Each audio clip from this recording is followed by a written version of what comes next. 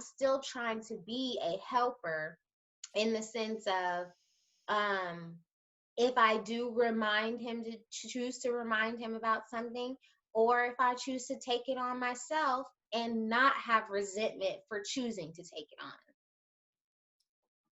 I really feel like I feel like you cannot be the proper helpmeet that you're supposed to be if you are unable to submit.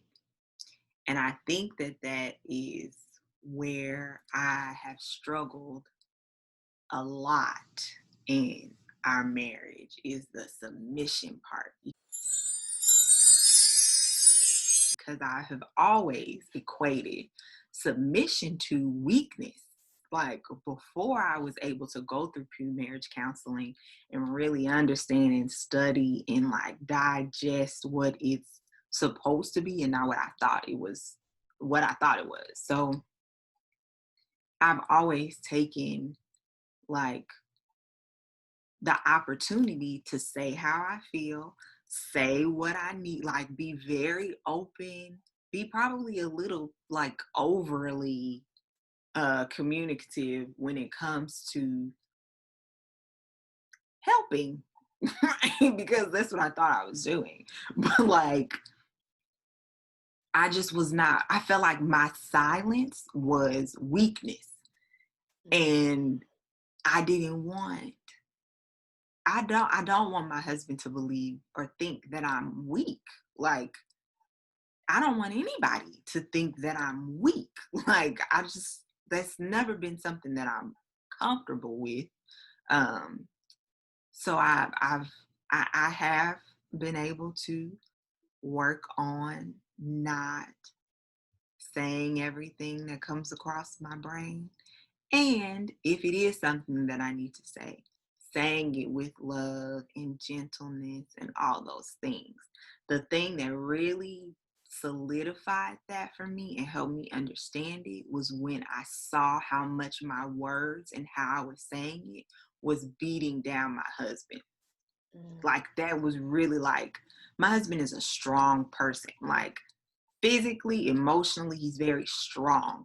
But it's only really two women in his life that can say something to tear him down, and that's me and his mom. Yep. And when she says stuff, which doesn't happen often, when she has said things that I felt like was detrimental to how he felt as a man, I was ready to go to war. Was ready to go to war. Yeah. And then I had to realize, Avis, you are guilty of the same thing. You cannot tear this man down with your words just because you process faster and you can argue better. Like that was really like an eye opener for me. So, do I still struggle with this? Every day I still struggle with it. And even us being new parents, I think has brought it out more because I'm, of course, as the woman, the more like nurturing. Like if he, our son bumps his head, I'm gonna go pick him up, kiss him all on his face and cuddle him and stuff like that. And it was one time he had fallen, he had hit his head or something like that, and Philip picked him up and just set him in his lap. And he was crying and all of that. And I was like, hey, are you going to comfort him? Like, are you going to do more to make him feel better? And I had to stop myself because he is his father. Like he's going to teach him things about being a man that I cannot teach him. Right. And so I cannot sculpt their relationship in the way that I think it should look because I'm his mother. Like, so I've had plenty of opportunities to back up, to sit down, and to be quiet and to just chill and let him handle it. And have all of those opportunities turned out good? No. Sometimes I let him handle it and it does not turn out good. But a lot of the times I let him handle it and it turns out fantastic. And I don't necessarily think it's all because he's so smart or whatever. It's because I'm being obedient to the Lord. And so the Lord is blessing the situation, blessing my husband to have the wisdom to make the right decision, blessing his thought process, and blessing us as a family unit. as a result. So y'all pray for me. I'm not all the way there yet, and I get a little snippy about certain things, but I do believe that he knows that I'm trying. Yeah. And I think encouraging your husband goes a lot further than telling them what they are or are not doing correctly. I've read this book, The Power of a Praying Wife. And that's one thing that it has taught me, in addition to, I can't, thinking on a bigger scale from the examples that we were using, I can't be the one to make sure my husband makes the right decisions in everything. All I can do is be there to encourage him, because like we said, we may see things that they don't see. I may be able to see something in his career path that he may not have noticed, or whatever the case may be. And so I can encourage and share what I think. And then it's ultimately, I should leave it up to God to help my husband make the proper decision, like you said, that's going to take our family in the right direction. Because God's the only one who is omnipresent and knows everything. We feel like we know a lot more than our husbands do, but when it comes down to it, we're just both humans. God is the only one who knows all and can see all. And so we have to give our husbands over to God and pray not only that they're able to make the right decisions for our family, but we're able to encourage them. Because what you said is very powerful. And I'm the same exact way. I would venture to say that I am the only woman in my husband's life that can tear him down with my words, because his mother is just, I mean, not that type of person to talk in a strong way or harshly, or in a way that could possibly hurt his feelings, maybe an action or something like that. But as far as words go, I am definitely the one woman in his life that can tear him down in the blink of an eye. Because of the same reasons that you said. I process things faster. I'm good with my words. I can fire. I can get it going. And versus my husband needs time to think and process things for a minute or two, or whether it's a day or whatever. But I should never use that as a weapon against my husband. Now, a weapon for my husband, absolutely. It can go down, okay, real quick, and I will, okay? But I should never use that gift, because it is a gift to be able to process things quickly, be able to rebut in a situation, and I should never use that as something I hurt my husband with. Um, and I think that we have to remember, like I said, to pray for our husbands in making sure that they're able to lead. And that's where most of our words should go, is to God, because he's the one that can make it all happen. Whether it's a change you're looking for in a husband, in your husband, or whatever the case may be, I don't necessarily need to share all that with my husband over and over and over.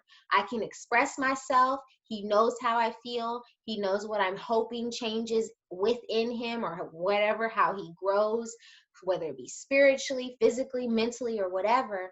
But he now knows it. I've shared it. So I should no longer be nagging him about it.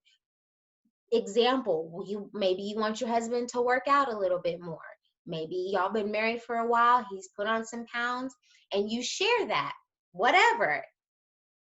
It happens both ways. So you let him know that, babe, let's work out a little bit more together.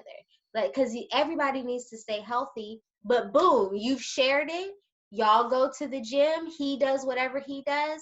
I'm no longer going to keep bothering him about that, because then I feel like you become a nag.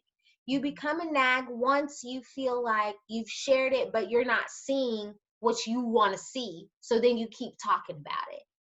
That's no longer being a helper. So okay, now I feel you. That Mm-hmm. makes complete sense. Now on the other side of that, I feel like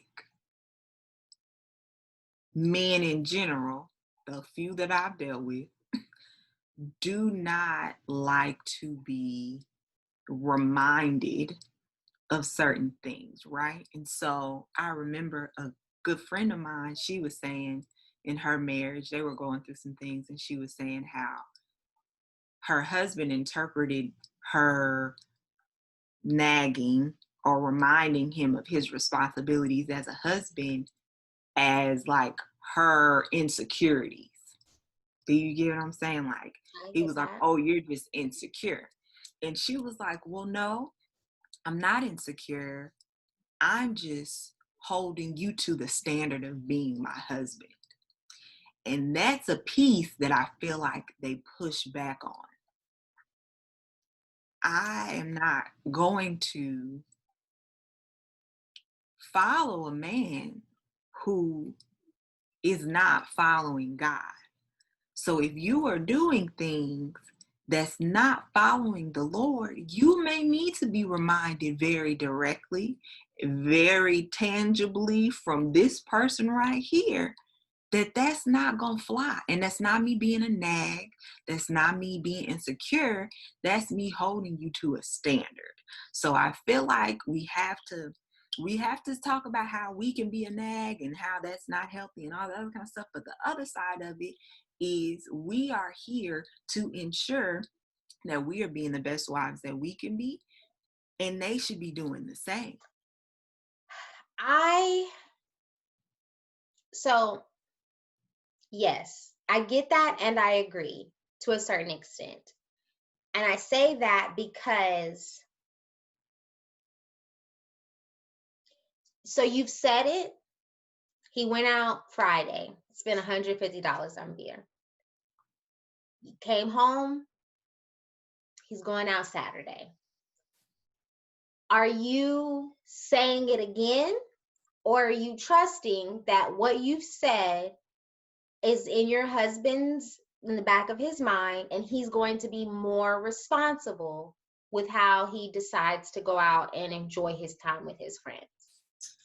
My pattern is to seek confirmation. Mm-hmm. It's tons of stuff that I think we tell our husbands that goes in one ear and out the other. I Mm-hmm. need to know that you heard me, and I need to know that you are getting where I'm coming from. You may not necessarily agree with what I'm saying, but you got to know that it's coming from the right place and not a selfish place. And when I'm able to communicate that with him and he sees that, we're better later. If I'm not able to communicate that, or really the root of whatever I'm saying is coming from a selfish place, then I get a lot of pushback from him. Mm-hmm. So I just need you to say, yeah, okay, I'm gonna do better tomorrow, Mm-hmm. Okay. because I I can't assume that you get it. right. That, yes, that's true. You can't assume that you get it. And I feel like you're okay. So when it happens, boom, you mention it. I don't feel like that's being a nag, because I think that that's pointing out a situation in which um maybe he's just not thinking in that same vein. So yeah, this is something we used to do, but we're in a whole different place in life. I shouldn't be doing this. This is not financially responsible and all that stuff. So he may not view it like that. So boom, I'm his help me. I need to help him see that this is not what is a good look. I think the issue becomes when every single time a spouse is going to do something and you've told them once and then boom, okay, he's going out again. Don't you go spending $100 and something on beer. Okay, whatever. Then he's going out again. Don't be doing this, da da da da da. That's where the issue, I think, comes in, is when we continue to remind and repeat ourselves which is where I understand their point of view on the pushback, because now you've told me 12 times out of the 15 times that I've gone out after I heard you and said, okay, the first time. But we feel like it's our duty to continue to remind. Okay, I think you're missing a piece though. The Okay. first time I said it, did it happen again? Because if it didn't happen again, I don't need to say it again. We got an understanding. The first time he told me stop using your credit card, and I didn't stop using my credit card, he reminded me to stop using my credit card. Do I feel like he was being a nag? Yes. But did I do what he was asking of me? No. So I needed to be reminded, like, this is not a game. Stop using your credit card. So you can't expect someone to tell you one time and you still go do whatever it is you want to do and not bring it up again. That's unreasonable.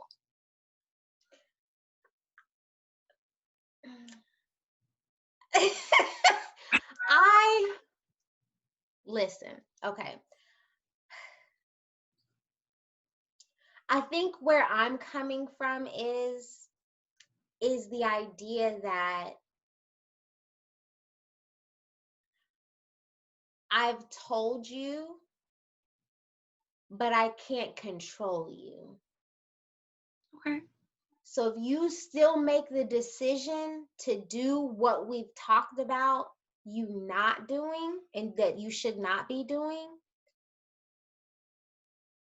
I can't make you stop anything.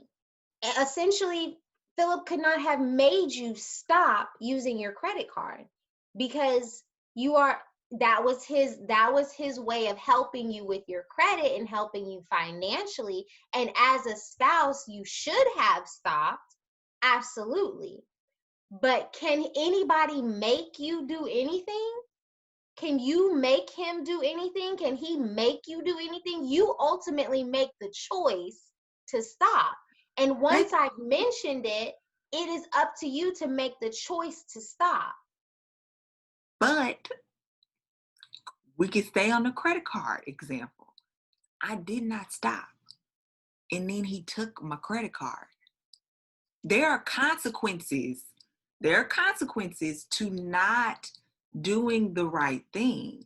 And if we want to flip it back to the going out and drinking thing, there are consequences to you still doing that thing that we have identified is not a healthy place to be. So the result for me using my credit card was I got my credit card taken away. The result for you continuing to go out and spend too much money on liquor, you can't control the consequence. You ain't gonna like the consequence.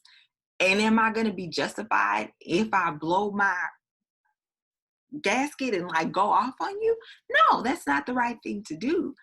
But me continuing to nag you may be the consequence that you have to live with because you're not making the decision that is beneficial for our family. I was with you. I was with you 1000%.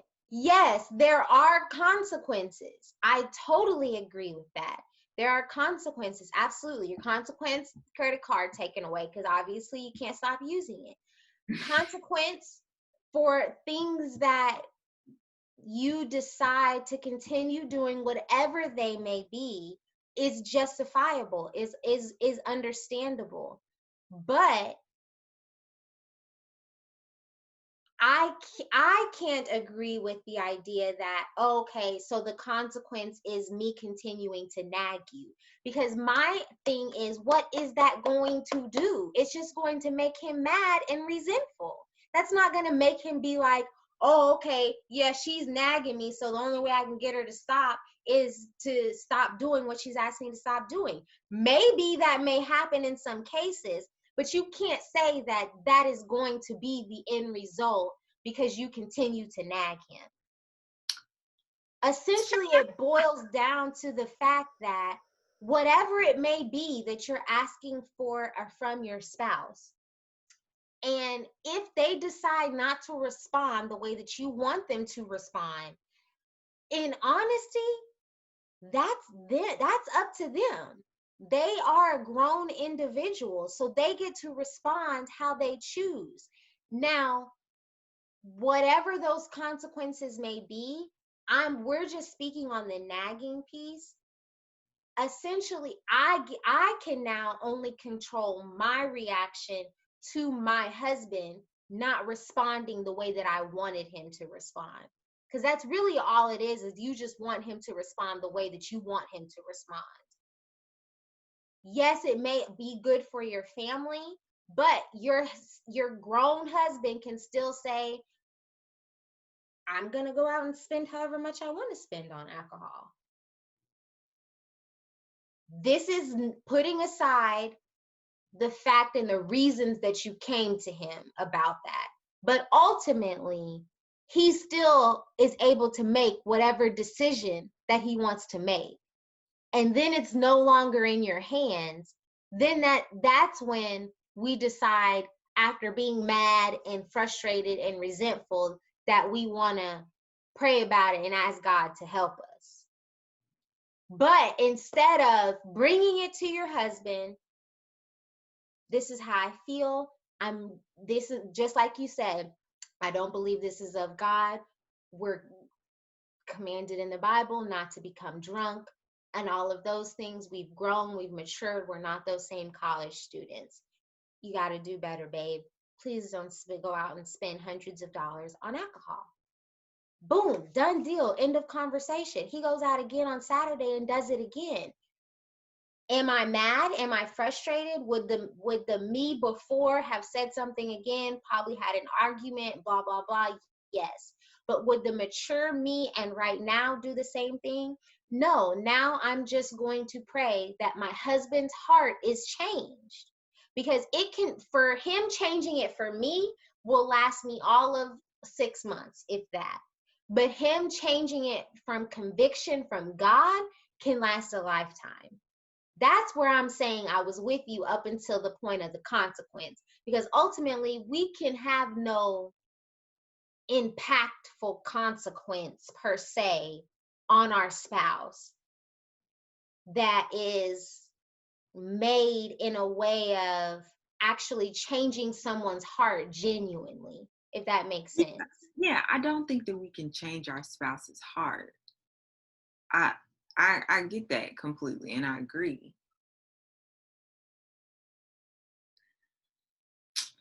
I just, I feel what you're saying. I'm not saying that, you don't make sense, and you were able to support it biblically. I'm not able to support nagging biblically. So I get it. But it's just, I think where I am, like, I don't believe that I'm a nag, but with me not nagging, it's still a little attitude. Like, I still got a little attitude. And that's something that is so hard to shake, because I feel like if I let it go, you walking all over me, and I'm not gonna let you walk all over me. So, I think the nagging I'm probably cool with, but you still gonna feel a little heat off of me if I think things that's a not whole nother happening. conversation. Yeah, I think that deserves a conversation in ourselves. And I can still have that tendency sometimes, but I don't think that's healthy either, because it's not at all us being weak. We and society has led us to believe that, but communicating in a way where you're not feeling a little heat is not us being weak or soft. And it's not our husbands walking all over us, because, again, in the Bible, our husbands are to treat us as though we are the weaker vessel. And that doesn't equate with being a weak person. There's a order, there's a pecking order. And according to that order, we are at the bottom. God, man, wife. I get it. I understand what you're saying. Okay. But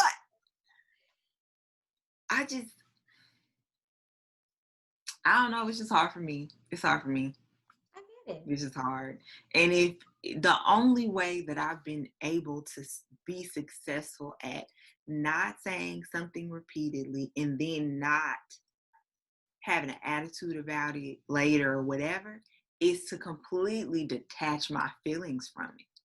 Like, I don't know how else to function in that because I can't care about it but not have a reaction.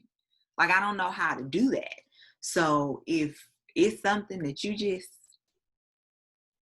are not meeting me where I need you to meet me halfway, like wrong or right, I cannot invest anything else in this. I can't invest any more emotion into this particular topic. I have to let it go completely. And I feel like that can be detrimental because you can't detach from too much before you start detaching from the person. Like, and that's not healthy, for your marriage. But like, I just don't know how to care about something and not show show that, basically. That makes sense. That makes sense. I think that's a way, that's something that you have to learn and figure out how to care about something and be able to, I guess, separate in a sense without allowing it to affect you in the way of detachment. I guess that's the best way I could put it. And that, I believe it. I mean, that's not easy, but it could definitely be beneficial so that you're not, because you don't, like you said, you don't want to detach too much, because that's not healthy. That's not healthy for your relationship to detach at all. So to be able to figure out that balance is something, we don't all have the answers, but realizing that, okay, this is something I need to pray about, that the Lord showed me how to do this, is something that can just be added to your prayer list. Yeah, I think when I've been able to remember that, like, I can't do it, like, it's not in me. I don't have the tools to do that. It has to come from the Lord on both sides to change my husband's heart about things, to change my heart about things. Like, I don't have the tools as much as I would like to have them. It don't work that way. So Absolutely. Yeah, awesome. Well, I would like to say my biggest takeaway from this episode, I want every wife, every soon to be wife, if you ever want to be married, to go buy the book, The Power of a Praying Wife. It has given me so many nuggets, especially when it comes to learning to pray for your husband over always having something to say to your husband, because everything does not need to be said. And I will go to my grave shouting that from mountaintops, is everything doesn't need to be said. Your life will be so much easier when you realize that you don't always have to say something and it just changing and blowing up into other stuff. It don't need to. It would never happen if you would just shut your mouth. But whatever. You got any takeaways? my takeaway is, if you are anything like me and it's hard to keep your mouth shut and it's hard to be passive about things, uh, that the Lord has the ability to change our hearts. Like, He does. So I'm praying. Please pray for me in the process too. And I'll give y'all updates as the Lord changes my heart. Awesome.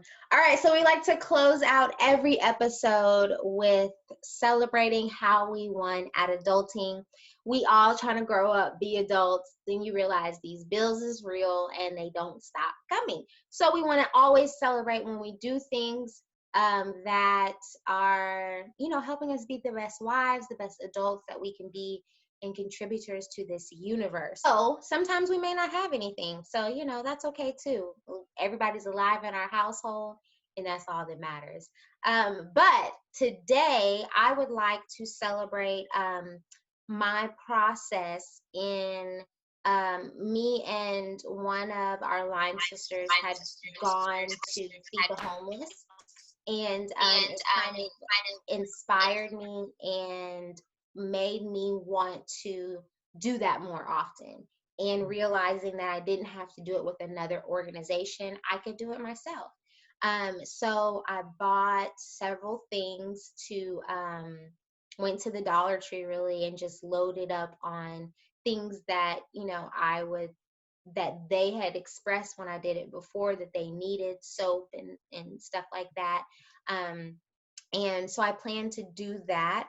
And so I'm really excited about that. It was a very gratifying experience. So, it's something I've just decided to do on my own, using my own money.